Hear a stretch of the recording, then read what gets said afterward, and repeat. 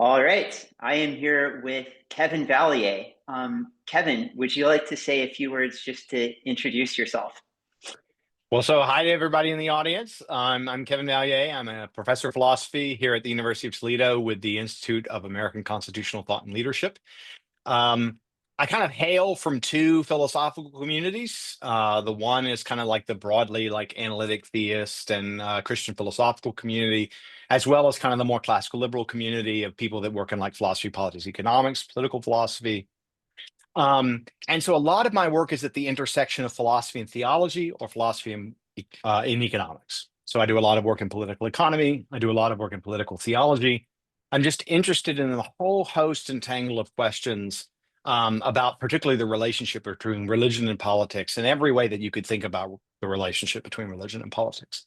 The way that politics works and the way that, theological truths, all kinds of things. That's kind of who I am, just someone who is desperate to ask questions at the intersection of philosophy, theology, and economics. Um, so I've written, some books and a bunch of articles. A lot of it's within the liberal tradition broadly, trying to understand what it is, what the case for it is, how to defend it against various kinds of attack. And now I've gotten pretty interested in what we would call like right liberalism or fusionist conservatism or what have you. And I'm going to be writing more on that. And I also I've gotten a pretty keen interest in just being a Christian, what the Christian life involves, particularly the way that the Eastern Orthodox Church understands it. So I would say that's kind of like the sort of heart of what I'm interested in a certain way. A lot of it's just living a faithful Christian witness under institutions that are really complicated, and trying to figure out what the spiritual life actually involves in a world like ours, in a world that's changing like ours. So that's kind of where I come from on a more personal level. I'm married, I have three children. I live in Northwest Ohio. Yeah. There's a lot to say. All right, awesome. Yeah, thanks so much. So, Kevin, as you know, by way of private correspondence, I first came into contact with your work on the old website that you contributed to for years, Bleeding Heart Libertarians, and so I first became aware of your writing on political philosophy, but then became really interested when you posted some thoughts on philosophy of religion, and in particular how it is that I think kind of through philosophy you came to Christianity ultimately, and I'm really interested to kind of get you to Yeah, sketch that process if possible. So first, yeah, yeah. so maybe give us some kind of background on how it is that you got into philosophy, and then how philosophy took you to religious commitment. Yeah, yeah. So I grew up in the deep South, on the Gulf Coast, in a little town called Fairhope in Alabama. And my mom was, grew up with mostly just my mom, and she was a school teacher. And then her parents were education professors who lived down the street. Um, and I just kind of like grew up with all these kind of intense questions. And I had friends and family that were gratefully willing to tolerate my asking them all the time. Um, in a certain sense, like I think the fact that I'm interested in philosophical questions um, arose out of my interest in physics. Mm, And I kind of realized it took me a while. I thought I wanted to be a physicist for a while as a child and a teenager. And then I kind of realized like I wasn't really interested in working in like CERN or whatever. Like I wanted to know metaphysics. Like as soon as I learned what metaphysics was, I'm like, that's what I care about. I have a yeah. friend from high school that was an atheist in high school. And he told me, yeah, I remember Kevin, you told me, when you were a freshman before you became an atheist, that you wanted to prove the existence of God. And I'd forgotten that I said that. But obviously, I was 13. So obviously I've been interested in this stuff for a long time. I'd also done some of these summer programs at Duke. And so I'd done this thing on philosophy of science in like seventh grade. And I did so we talked about like Kuhn, and I didn't understand what philosophy was, but then I kind of understood. I did another one in a few years later, actually with Eddie Namias, who's a grad student at that time, who's at Florida State now, on philosophy of mind. And I got super into philosophy of mind in high school, like super into consciousness in particular. And that continued well into my time at WashU and studying with the kind of hardcore materialists about mind. And I was inclined to agree with them until I Yeah. realized they were like eliminative materialists and they didn't believe in qualia. Right. And I was like, I'm a hardcore physicalist, but like I'm my pretty sure that I conscious exist. Yeah. experience has like Yeah. been the most obvious thing about like my whole life. It's just like having kind of like a rich inner life in a kind of Yeah. way, like just thinking about thinking and all just kind of existing in a mental realm. And I kind of broke. And then oddly enough, I was doing a lot of libertarian stuff at that time. Radical libertarian stuff, like hardcore, like anarchist libertarian, like Murray Rothbard kind of level stuff. The kind of Uh, libertarianism um, you have to do at that age, right? yes, yes, yes. Yes. So I was working on I've the Al Gore been campaign there. in So fall 2000, you know, some friends give me Murray Rothbard's For New Liberty. I become an anarcho-capitalist, found the WashU College Libertarians, take people down to the Ludwig von Mises Institute when I was 18, 19, 20. Um, and I met a couple of interesting people out there that are no longer involved, one of whom was Ed Feser. okay. He was still a libertarian then. Right. Yeah. This was 2002. He just finished a lovely little book on Nozick. And he was doing a lot of interesting work on Russellian neutral monism, on Hayek and the mind, cognitive science. He was doing a lot of really innovative, like the whole all Thomas all the time, like, you know. So he's actually one of the ones who got me interested in a lot of the theistic argumentation. Nice. Okay. Um, and I didn't really understand a lot of the basics, but he helped me kind of see, for instance, I've been interested in Stephen Hawking, and it was clear he didn't have any idea what he was talking about in metaphysics. Yeah. Yeah. And you know, I started to sort of recognize because I had met a graduate student. Her name's Rachel Ferguson now. She was a graduate student at St. Louis University, which is like 3 miles down the street from WashU. Yeah. Yeah. And so then I started to interact with her and the St. Louis University graduate students who, were very influenced by Eleanor Stump, who's there. All right. Mhm. And also across the street from WashU, it turns out there was a Lutheran Church Missouri Synod Seminary. And so I started to interact with them. And so it was super strange that I'd like discovered some of these ideas, but then started to see like there are these pockets of like pretty rich intellectual and theological reflection. And so that just started to kind of completely fill my intellectual life. And I would bring the arguments back to like secular people at WashU, and they were either uninterested or had no answers. Yeah. And so Phaser got me into Searle. And we even went to a conference together, met Mm. Searle. Then Searle, Ed was right that like his position ends up being epiphenomenalism, probably. And if it doesn't, then it probably has to go in a substance dualist direction, regardless of Searle's attempts. He and Roderick Long, and another philosopher I met at Mises to try to convince me that phylomorphism was like a distinctive approach to consciousness, and I don't think that. I don't even Mm. understand really the differences on qualia between Aquinas and Descartes. I'm glad to Or hear you to say that because Yeah, I always dread teaching hylomorphism because it's so hard to explain in a yeah, way that I'm remotely happy with. yeah. It's just like, so I mean, just call saying, oh, the formal causation. Like, well, I don't know Yeah. how much that actually helped me in the end.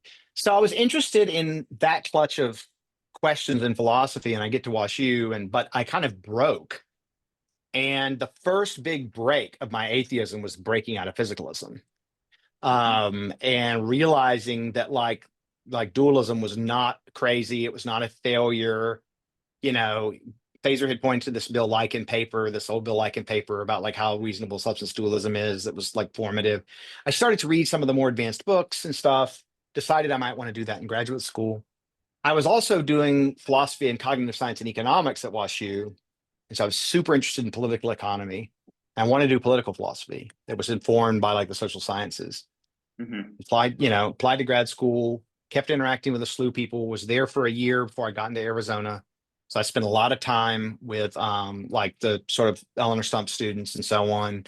Um, but the conversion moment, this is very strange. I mean, there was a lot of things that went into it, besides Sure. just, Yeah. encountering Yeah. Plantinga's work, Mm. understanding like what the epistemic like bar really was for theism, and that it was much lower than I thought it was. Yeah.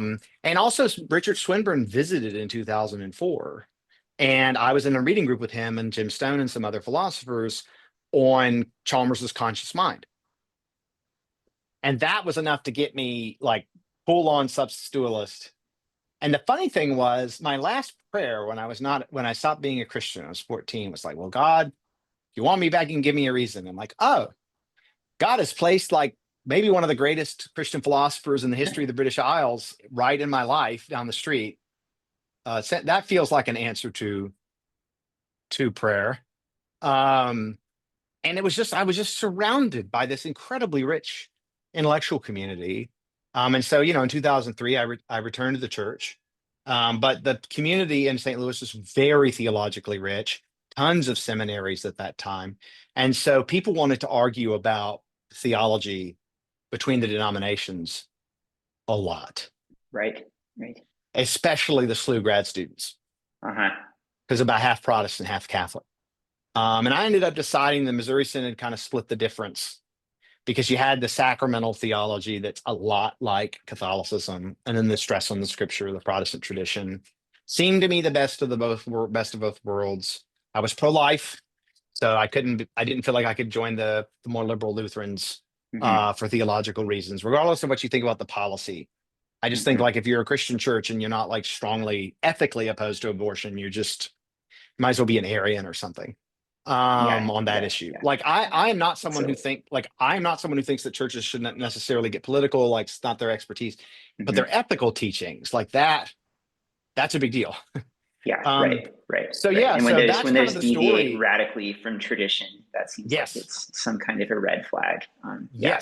Yes, exactly. Yeah. And so, I end up with these simultaneous interests, Hmm. this is Christian theology and then political philosophy. And that's what led me to Arizona, and my work there as a graduate student. So anyway, that's it. It was very heavily influenced my conversion, my return, by philosophy. I haven't told all the personal stuff.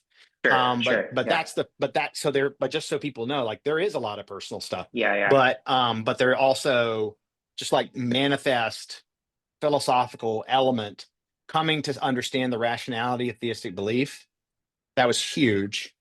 And then I think maybe there's a question about maybe we should discuss about like, well, why Christianity? Yeah. Yeah. Um, Yeah. Well, I yeah, think that is where I wanted to go first, because yeah, it sounds like yeah, thank you for that detailed background. But yeah, I was thinking it sounds like there was a pretty quick transition for you from rejecting physicalism, perhaps naturalism more yeah. broadly, right into Christianity. And there's a About a kind of year and a half. About a okay, year and a half. Yeah, okay, yeah, okay. And so during that yeah. intermediate time, were you some kind of like non-religious theist, or um, y- The big question was just like about the rash. I mean, I didn't do anywhere near as much reading in this area, but a lot of it was the sort of like the personal stuff about and also how to think about the rationality of faith and mhm. uh, a number of contexts. But uh, yeah, I mean, ultimately, like a lot of it had to do with um, the resurrection, Hmm. right? It's just like like I thought for a while that theism made the resurrection more plausible. If I was a theist, I should take it more seriously. Although I have friends in the Christian philosophical community that think there's sufficient reason to believe in the resurrection that you could believe in it without being a theist. But I thought I was an atheist, I'd Right. just be a Humean. Yeah. And Yeah. maybe I shouldn't have been if I was. Um, but um, but it seemed to kind of lay the foundation for me taking the resurrection seriously. Um, and of the other, and I also thought probably God is trying to connect with us or communicate with us in some way. There's probably some kind of revelation.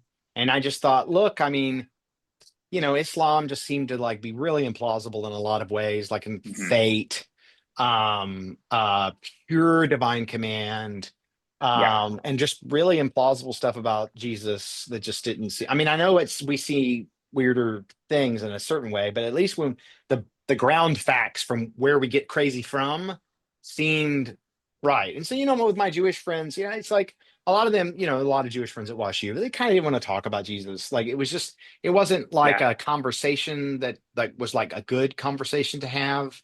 Yeah. Yeah. Not that it was negative. It just like, it just brings up all the stuff, particularly at that time, where there's Right. still the sense of, oh, you trying to convert me. And Yeah. so, Yeah. Judaism, it also was unclear what to sort of say about Jesus. And I thought, well, okay, if God's trying to talk to us, I will take Christianity seriously. I'll start going to church with my friends who are Christians, different churches, Catholic, Lutheran, Evangelical.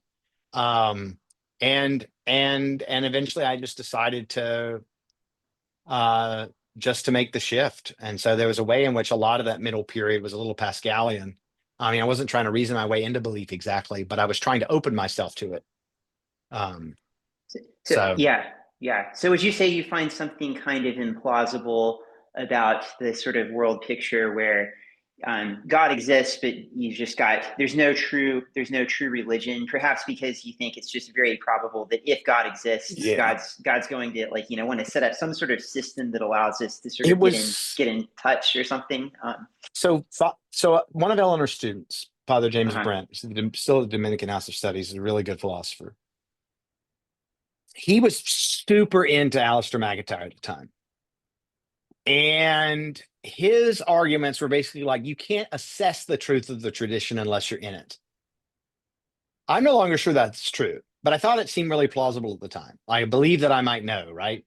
And so part of it was like, if I put on the Christian perspective, Hmm. I would like for it to be true.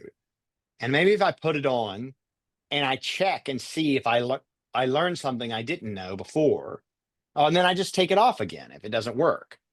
And that was kind of his argument. It's like you have to step within the tradition to assess it. And I thought, well, okay, maybe I will sort of try to do that.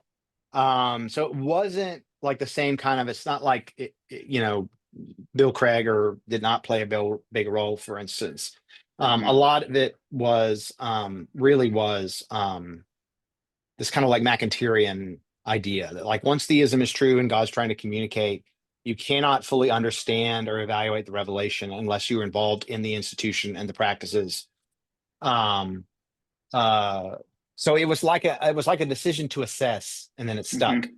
And it's like, yeah, Um, okay, that makes yeah, yeah, sense. yeah, Oh, yeah. yeah. I mean, it's weird because like, I mean, I need to be justified in trying on that one rather than the other, but As it was opposed the to the only other people route, in my right? Yeah. life who Yeah. were Yeah. really angling for it. And then, of Right. course, after that the great battle for the denominational Yeah. Yeah. affiliation. And So I definitely want to get to that. But yeah, yeah, yeah, the reason that I asked that question is that, just thinking about, I'm somebody, I have to just to put my cards on the table, who spent quite a bit of time in I, the post physicalist, theistic camp, but also still confused and like deciding yes, exactly like where to come down on religion. So where that was a year and a half long process for you, it's been like a kind of a multi-year process for me. yep, And yep, so in that process, one of the thoughts that I've had as I'm just sort of assessing these worldviews as if they were theories, is that there's something that's very simple about bare theism, right? Because you yeah, get like all right. the explanatory power of theism, but without all of these additional All the commitments complications, that's two seem like on natures the of face of Christ, the it, Trinity. yeah. And so yeah, is your thought, and I know this is potentially a massive question, but is your thought that that Christianity ultimately gives you a richer explanation of reality? Just so we're sort of justified in taking on these additional complexities because we get a richer explanation at the end of the day out of the theory. So part of it was like this kind of like coherence with other things that I knew or understood. Mm-hmm. But the main was religious experience Mm-hmm. because Okay. I'd had religious experiences when I was growing up. We had this thing called the Brownsville Revival based around this Pentecostal church in Pensacola. There's actually a Wikipedia entry on it. Maybe like 1 million people converted. And, you know, I didn't have an experience at Brownsville. Actually, I had a negative push me away from Christianity experience there. But, it was in the air. People talking about faith and trying to talk about having conversion conversations and evangelizing hard, and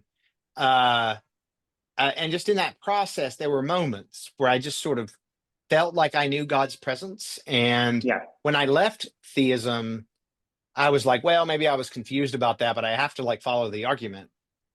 But then like when the prospect of those experiences being veridical, came up, Hmm. it just kind of worked. You know what I mean? Like when I talked about the answered prayer, like it's just like the spiritual narrative that I had believed when I was like a child and an early teenager. Just like it just made more sense. So in Hmm. a sense, it's less like about the explanatory value of the sort of world, and more just like making sense of experiences that I had had. Okay. Yeah. Yeah. And it was like, oh well, maybe God was, reaching out to me or touching my heart in some way. Um, so yeah. I mean, I had so much background Hmm. from, my grandparents actually taught Bible classes at the Methodist church. A Ah, little scandalous because my grandmother was, well, not in the Methodist church. It wasn't scandalous for a woman to co-teach scripture in Methodist church, but across the street, the Baptist church, it's a different right. story. Right. Okay. Yeah. But yeah, so, there always been my grandmother and grandfather, they studied scripture together, led scripture teachings. They knew a lot about Paul's epistles. So it was just kind of like I'd stepped away from this world and then I came back to it. And I just realized my reasons for stepping away weren't very good. And that Right. the thing that I'd left, I didn't have to leave. Yeah. Yeah. The Yeah. joy, Right. right? The real Right. Right. joy. Right. I mean, when I read Right. Surprised by Joy, I didn't need a new concept. I had that concept already. I Right. knew the joy happiness distinction because I had experienced it. Um, and so that's actually was part of it. Mm-hmm. I didn't spend a huge amount of time once I decided that the main theological concepts were coherent, Hmm. being in between bare theism and Christianity. But I think a lot of it had to do with like, well, That makes, yeah, yeah, that makes sense. Yeah. yeah. Before I get to the Eastern Orthodoxy question, which I'm dying to get to, favorite arguments for God. I mean, I'm guessing maybe arguments from consciousness and personal experience based on what I've heard from you so No, far. But no, no. no, okay, all For a right, very long time, the very top one was the argument from contingency. okay. I love that one. That would be my It's just classic. really Yeah. good. Okay. It's just really good. And then on top of that, for like a Collins style fine tuning. Mm-hmm. Mm-hmm. So, and between the two of those, I just thought it just like knocked the crap out of any of my counter arguments. They just seem like Nice. such good arguments. Um, and and I mean, once I got interested in those, it's like I know there's these weird logical connections, but like if you accept that there's a necessary being, like it changes your perspective on the ontological argument or ontological arguments. And so then I kind of thought, That's right. well, Yep. can ontological argument like add to my certainty once I accept the cosmological Yeah. argument? Well, yeah, Yeah. it You kind of could. has to. And so and then you start to talk about moral properties like perfection and stuff, and that's actually going to shape my next by one of my big projects going forward.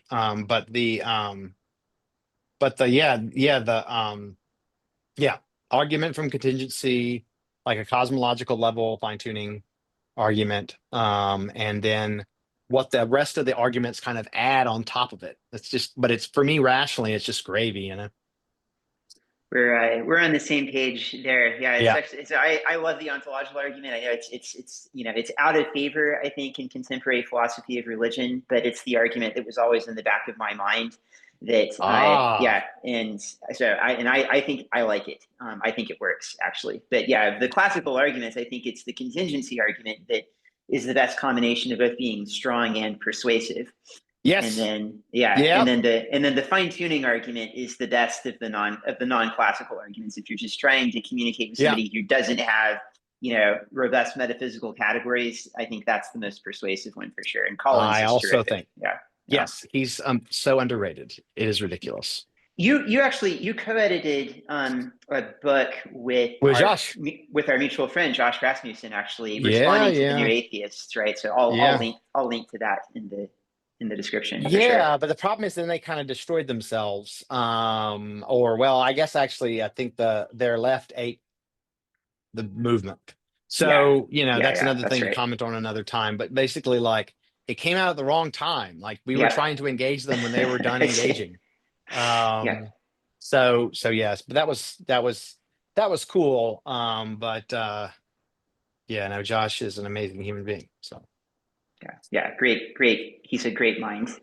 yeah. And he's had a big impact on me for sure. I'm going to get him on. I'm going to get him on here one day when he's finished. His mind is totally consumed with the perfect theory right now. So I when I hope he's using the reasoning models liberally. So okay, so okay, Eastern Orthodoxy. Okay, so you're from the South. You're an American, American Protestant background, yeah, and yeah, somehow you end up in yeah. the Eastern Orthodox. Explain Yeah. yourself. So I was Missouri Synod for a long time. Hmm. And the arguments from Catholicism, there was one that always bothered me, just tormented me, which was that I had had Catholic friends to try to get me to be Catholic who had said, well, Lutherans don't have valid holy orders, Hmm. so they can't actually forgive mortal sin. And so you're actually at greater risk of going to hell if you remain Lutheran. Now, I thought Lutheranism was true, and I thought that argument was scare tactic and manipulative. I was very actually kind of like repulsed by people who were so desperate to convince you that they would use any argument they could use to try to get you to change your mind. And yet, Catholics had shaped my whole broader thinking. I considered myself a Thomist. And Yeah. my view Okay. is like you could be a Lutheran and be a Thomist without any real trouble. You just think grace is a relation rather than a habit. And that's the only real ontological difference. Like nominalism is totally inessential to that. It's like nothing to do with interesting differences. And so I actually saw myself as like being like a sort of Lutheran scholastic. Hmm. And just thinking, narrowing down what the real essential differences were. And so I kind of floated there for a while, but there's still like this worry that, well, I have all these smart friends and one or two of them told me they think I'm a little more likely to go to hell if I'm Lutheran than Catholic. And I was like, well, I'm like 99% sure that they're wrong, but like 1% chance that they're correct. And it's eternity. Yeah. So it just wouldn't stop. Like it just wouldn't go away. And eventually, after about like 17 years, I woke up and I was just like, I'm so tired of this. Like I'm just spiritually completely tired. I'm going to make up my mind once and for all about this. And I'm going to set it to the side. I'm going to be as honest and prayerful as I can. I read the whole Book of Concord, all the Lutheran confessional documents, and the whole Catholic Catechism. I'd read a lot of it before. And it all just tasted like ash, spiritual death, just being quite honest. Um, all of this Protestant Catholic wrangling, I just felt kind of like broken. Hmm. Because I am someone who thinks that all three of the major branches of Christianity have really good arguments on their behalf. Hmm. And I had gotten to the point where I was working, had some facility with maybe like 20 of the relevant arguments. So like it's easy to formulate, say, a version of sola scriptura that's not self-refuting, right? It's just like, the only doctrines that one can know with complete certainty are in scripture, right? Well, and you just say, well, I know sola scriptura without complete certainty, right? Hmm. So, I tried to make a little contribution to the arguments here and there. Um, and, the arguments for papacy were like pretty interesting relative to Protestantism, but I also thought they depended on a lot of like exaggeration, for instance, of differences between Protestants. So like they would be like, oh, there's 10,000 Protestant denominations. I always compared that to like the asteroid belt and the planets. Like there's some really big planets, just a couple of them. But there's lots of little ones. And so it's like misleading to say there's just like 10,000 or whatever. They're not, I mean, there's lots of little weird ones. Yes.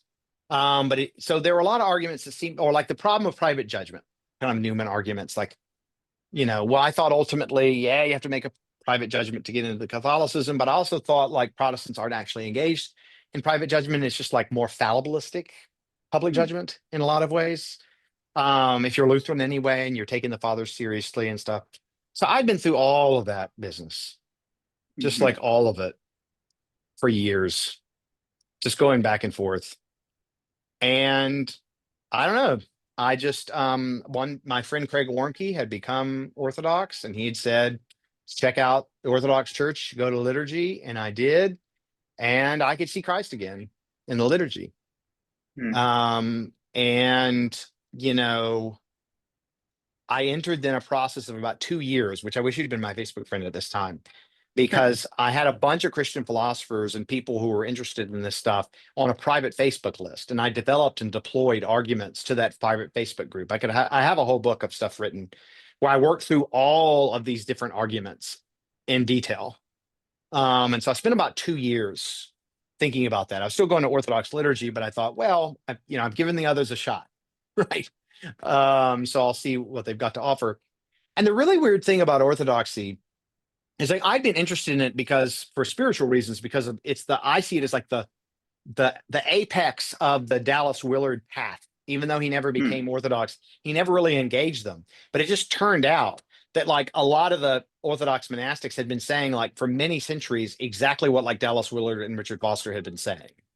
Um, and there were a bunch of them on this mountain in Greece, Mathos, and I found that really gripping and strange. Um, but the weird thing about becoming Orthodox is like the essential differences with Catholicism. It's really hard to get a grip on what they are. There are differences, but the question is, what keeps us from sharing the Eucharist? Like, what is like the thing that keeps us? Like, why can't we? Like, we should. Like, well, why can't we? What's going on? And so I tried to think about it like that. I thought, okay, I'm going to try to like. I think like basically I accept like most of the Catholic claims against Protestants. Um, but they aren't arguments against orthodoxy. And whenever Catholics try to rework the anti-Protestant apologetic to orthodoxy, it just misses. Um, and so I was like, okay, I have to track down like what is actually like the thing, because I could have been Byzantine, right? Catholic, right? And it's the identical liturgy. Like Catholics don't even require the Byzantines. I mean, they're Catholics too, but like the Roman Catholics don't require the Byzantine Catholics to even have the filioque and the liturgy. Hmm. So, because all liturgical forms are permitted. Right. Um, so then the question is like, okay, well, like what are these differences? It wasn't substitutionary atonement. We can totally agree to disagree about the filioque once we get the metaphysical categories right. Um, I couldn't find anything but one thing. One thing. Vatican I. So Swinburne had told me, he said, I'd have been Roman Catholic, or he said he would have been Anglican if they hadn't gone liberal, and he would have been Catholic up until Vatican I, and then he would have become Orthodox. And I always thought that was very odd. But I'd not really studied the degree of ecclesiastical power the Pope claimed. Everyone's focused on infallibility. For Orthodox, that's not the issue. Hmm. That's the issue for us, is not the issue. The issue is the Pope's universal jurisdiction over all bishops. So that according to like Pastor Turnus, in effect, like the Pope can hire and fire any other bishop in Christendom at will. Not that he should, not that it would be prudent, not that it wouldn't be sinful, not that it wouldn't be a suspension of ordinary constitutional procedure, but in his Uh-huh. authority as sovereign, he could do it. He could hire and fire the Patriarch of Constantinople. Maybe Barton wouldn't listen, but um, his beatitude. Sorry. So that was interesting. That historical claim, and I had a lot of background in studying institutions and the history of institutions. So I just decided to go through a lot of church history and just start arguing like, okay, like, is this event more probable in Catholicism or Orthodoxy? Or is this more probable in Orthodoxy Catholicism? So you'll see in my book, it's like C greater than O, O greater than C, like throughout these historical events. Like, does this fit better the theory that because the Orthodox, we say stuff we hold to, but like, we don't have to reject all papal primacy. So, for instance, an Orthodox can accept that the Pope can act in accordance with what's called the Sardican privilege, meaning the Pope is the first line of response if two of the patriarchs disagree about doctrine. So he can bring them in and say, hey, we got to resolve this. So it's a judicial power. But it looked to me like, in effect, Catholic ecclesiology meant Catholics have only one bishop, like in effect. And that seemed to me like not in keeping with the the constitution of the church, not only what was like historical, scriptural kind of pretty underdetermines a lot of the disputes between Catholics and Orthodox pretty badly. You could accept a lot of papal claims. You could accept that there should be a leader of the church. You could accept that he has some unique legal authority and not just a privacy of honor. You could accept all of that. But the idea that one bishop could hire and fire all the others, that doesn't seem like there's being a lot of bishops. And so it also didn't seem to me like that was the most like sort of like what you would expect God to establish. Like you wouldn't expect him to centralize power that much. Like it's just improbable. It's not good for any other institution. So like, why would it be good for the church? Now, of course, there's responses, right? It says the Orthodox, well, if you don't have the Pope, you get dominated by the nationalist stuff. And so that's the main counter argument. And my view is ultimately the Churchillian one. It's like, democracy is the worst form of government except all the others. It's like orthodoxy is like the worst ecclesiastical structure except for all the others. So a lot of Catholics just see it as totally devastating. But a lot of that isn't fully aware of like the history of the Orthodox Church as a whole. It's really kind of looking at like a lot more recent history. And it seemed to me that, in the 20th century, Orthodox had a lot of political difficulties, and so had Catholicism. And it seemed to me they'd both kind of gone awry in different ways, but the ways the Orthodox had gone awry, like worried me a lot less. So like patriarchs cooperating with the Soviets, like that was different than like, this may get me in some trouble. But once Francis became Pope, the idea that Catholicism was just like this rock of doctrine and that orthodoxy was like less so just became really implausible. Because even if the words on the page didn't change, the practices were changing and things were being given, a lot of attention that the Orthodox Church would never engage in. We consider, those of us who love our Catholic brothers and sisters of Jesus, that Francis was a bit of a liturgical tyrant. And the idea of taking someone's liturgy from them is seen among us as a special kind of cruelty. Is this referring to the Latin Mass? Yes. Yeah. Okay. So that was also just like, so I think Catholicism is really plausible. Yeah. And I think Orthodoxy is a little bit more plausible. Uh-huh. And so I became Orthodox because it just seemed to me the ecclesiastical structure made a bit more sense. Yeah. They both made more sense than Protestantism did. But in general, I see like the rational case for Protestantism, like it's not bad. It's like here, and like Catholicism and Orthodoxy are over here. And it's also extremely important that we not multiply our differences with each other because like that's just bad for Christians to do. And so I'm a big unionist. I'm much like, I actually think like if the Pope would agree to what all the last like 6 popes would completely agree to, a concordat. Concordat would be, I'm going to try to appoint your bishops, renew this thing every century. And y'all agree to sort of go along in the way that all the powers the Pope had in the first millennium. Yeah. Or they're, can call councils. Right. And can resolve disputes between the national churches. I think that would be great. I would love if the Pope could resolve dispute between Kirill and Bartholomew. Like that would be awesome. That's like the best Catholic argument. I would love for the Pope to play that role. He would play it right now. And he doesn't have to deny his own authority over bishops to sign the concordat. He just has to say, I'm not going to exercise it. Right. I actually think that would suffice to justify sharing the Eucharist, which is the thing that matters. Still really important differences. Maybe it makes sense to say the other's heretical in some way. Catholics call each other heretical all the time. Orthodox call each other heretical all the time. So I'm a unionist in the sense that I really do think that there is a bargaining point at which we could get there. I don't think we're going to get there maybe 2054 would be a pretty cool year to do it.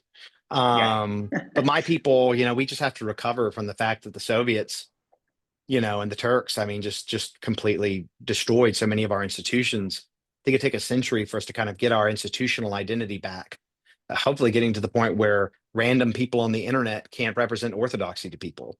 Like we don't even have enough ecclesiastical structure to like decisively. I mean, not that Yeah. Catholicism ends that, but y'all Catholics do a better job Yeah. Yeah. than Yeah. we do. Yeah. So Yeah. There are so there's some, lots of disadvantages. My view is we should basically, try to amplify each other's, compensate for each other's weaknesses. yeah. So Yeah. I actually don't see myself as that far from Catholicism because the only thing where I like had to make a decision was just on that Mhm. one question about ecclesiastical structure.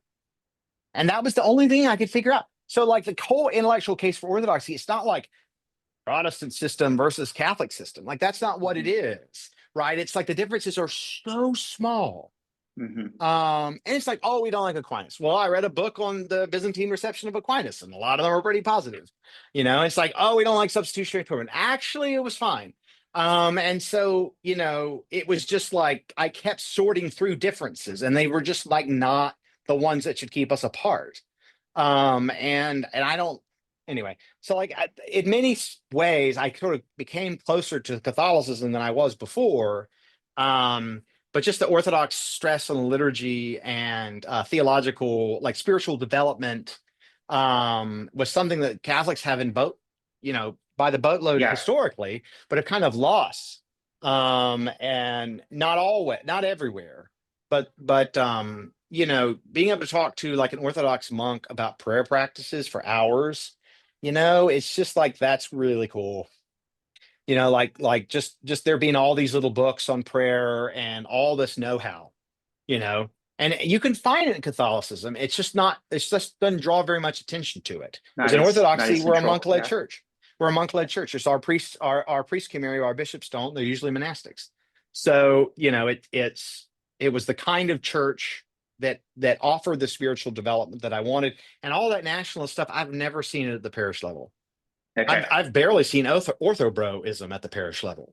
Mm. Um, and so my practice, but it also mattered tremendously that the American, like the Romanians have just sent up the request to initiate the canonization of a man, Father Roman Braga.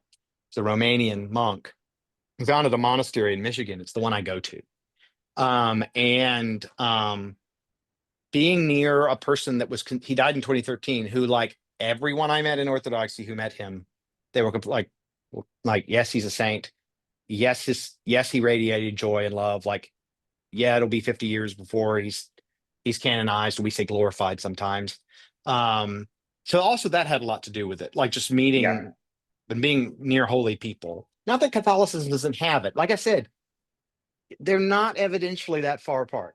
Right. Um, Right. that's just Right. my sort of take. I mean, if you're a No, this is Byzantine really Catholic, you do fascinating. Yeah. everything the same as Yeah. Yeah. Orthodox do. Like everything is the same except you commemorate the Pope that's it. It's like practically there's like no Yeah. anyway. So I just would stress to everyone on the Orthodoxy question, like, do not approach it like these two towering different systems.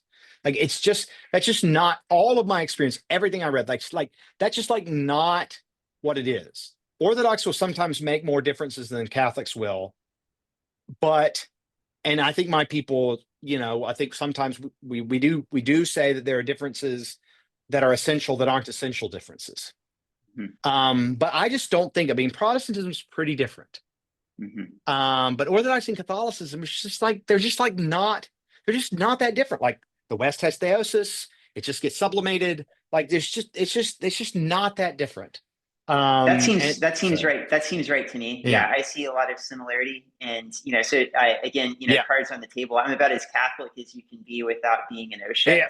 yeah, So yeah, like I definitely yeah, have. It's been fascinating to me, yeah, because I think that I think like you in so many respects, and yet I've never felt the pull of yeah, orthodoxy, and so yeah, I was fascinated. But I think I yeah, understand now sort of yeah, where we diverge. yeah. Which is so we're Purely intellectually, it's just church structure, and it's yeah. weird because those aren't Yeah. arguments that, like in our community, our intellectual community, that we really make, Yeah. right? Like we want to talk about like metaphysics and epistemology, right? Hmm. And those arguments just are not helpful in deciding this question. Hmm. Like you have to look at like what did the popes do with respect to the other patriarchs of the first millennium? Look at these cases. What about Nestor? Like you cannot make the call unless you have like a boatload of data about, the interactions between bishops in the first millennium. Yeah.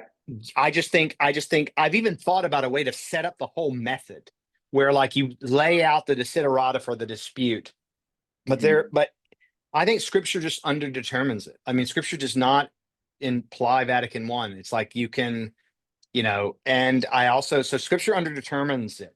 We can accept even the way Catholics read, on this rock I build my church. Okay, yeah, the church has a boss, like has a leader, can't do everything, you know. And so you can accept, a huge amount of it. But then like suppose you just say, oh yeah, Jesus is putting his rock on Peter. What does that mean now in terms of actual institutional powers, rights, and duties? Mm-hmm. And it just turns out it does not really help you resolve the dispute. None of like the typologicals, like none of it is helpful. I don't think any of it's decisive. You really just have to look at the history. And so like in our community, no one talks about those arguments because there's just not a lot of people reading about history of institutions and constitutional structures. So, Yeah, I think your background in political philosophy, I mean, I think very, very clearly sort of influenced you here. yes. And what I'm noticing is that Yeah. I think that I find a kind of a priori case for Yeah. a strong papacy, maybe more intuitively plausible Yeah. than you do. And I also think that maybe Yeah. you have a somewhat higher view of democracy than I do, and I see Yes. how that could pull you Yes. towards orthodoxy. Yep. And then I think the third thing that I'm noticing is Or at that least the Senate. I'm not, okay. Is that I'm not much of a religious experience person, honestly. It's all Ah. arguments for me. And Yeah. so I can see though, if you're Yeah. more sort of like in the experiential camp, then orthodoxy Yes. probably has a lot more to offer there. And certainly like Yes. I And have to not that sort of Catholicism inclusivist. can't offer it. Yeah. And not that it doesn't offer it. Yeah. It's It's just just more prominent in orthodoxy. Yeah. yeah. I mean, I just have like, I mean, I try to do a priori thing too, but you have to actually articulate the range of orthodox theses before you can make it work. And once you've done that, then you see it's all like posterior stuff. Because if you take the maximally Catholic Orthodox position, like the most Catholic friendly position Orthodox can take, and you take that hypothesis versus a Catholic hypothesis that's set out in Pastor Eternus, and then you take those two things and you compare them their historical probabilities. That's what I was doing in all the church history books. Is I took the maximally Catholic friendly Orthodox position and the Catholic position, and then I just went through and just did probabilities. Yeah. And it's a lot of data points, and weighing them is really hard. So that's where I am on it. I think a priori can help you with Protestants. I don't think it helps with Orthodoxy when you actually get clear on what Orthodox think, and we're not always very clear about it because we weren't in the disputes that would lead one to specify it in the first place. Yeah. And also, just in analytic philosophy, Catholics are way more represented than Orthodox people too. So, but another thing that's interesting is you say the spiritual part. There have been a lot of analytic philosophers that have become Orthodox. There's like, I don't know, 20, 25 of us over the last 20 years or so. I mean, it's not a trivial number. Sure. But most of us convert when we're much older. And not just because we didn't know about Orthodoxy, but they have a lot more like kind of like spiritual experience kind of reasons. The Catholic converts from Protestantism are usually a lot younger, like in their 20s. So some of the Orthodox converts is often like their 30s or their 40s. There is some psychological thing there. Like the younger guys, they really like the pure rational argumentation. They get older, they get a little disenchanted with that, a little more enchanted with the spiritual, the mystical. Something about that is because the age of converts. I mean, you get your orthobraism or whatever, but like the age of converts in the Christian philosophical community is like clearly different. So anyway. Although I will also say that it came out in my discussion with Andrew Bailey last week. I have like highly inclusivist intuitions about these things, so like I would never, if I take the leap, I will not be the kind of Catholic, that thinks that Orthodox people are heretics or anything like that at all. Well, Catholics teach that Orthodox sacraments are valid. So the whole argument that Lutheran priests don't have holy orders, one of the reasons I went Orthodox, I forgot to add this, was like, well, Orthodox can forgive mortal sin Mhm. on the Catholic view. So if you're doing this like Pascalian reasoning, right, it worked for Orthodoxy, right? And Yeah. in fact, there's actually a reverse one that you can run. But anyway, Yeah. yeah, so I am mindful of your time. So I know that we're yeah, I'm about going at the too long, your but hard maybe limit here. we could do a part two, because I think I would there's a love to whole do a part two. cluster of political and economic and technological questions that we could do. So maybe what we can Yes, do is just like have this be the theological one, and then like have the other be the institutional one that would or be something. amazing. I would, Yeah, I would I'd be glad to be, do that. so I would love to see also, how all of this sort of connects up with your work in political philosophy. So Yeah, well, the we'll next figure book's out. going to start Yeah. putting it together. Awesome. It's putting together the chapel and the workshop, as I put it. I think. Are we still recording? Yeah, I don't think. Yeah, we are. But, Oh, sorry. So, but we'll come back. Hopefully, I think we're agreeing to do a part two, and we'll yes, talk about not only this, the a bit of the theological elements, but the sort of the other side of things, this political economy community, and the ideas there, and then maybe we get to where they kind of all come together. So, awesome. Okay, thank you so much for your time. I'll keep you for 2 seconds after I stop recording. sure. But look forward to continuing the conversation Yeah. here. Let's see. Yeah. Okay, stop Yeah. recording.